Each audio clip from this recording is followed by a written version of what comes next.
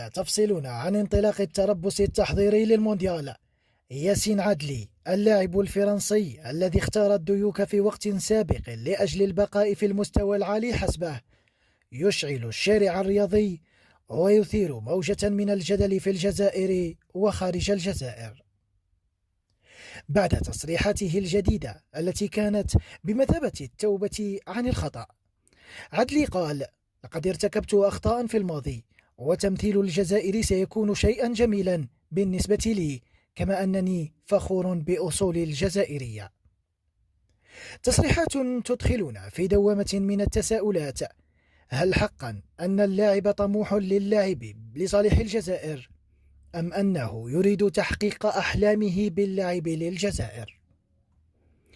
وذلك باكتشاف أجواء المونديال بعد أن تلاشى ذات الحلم مع منتخب الديوك.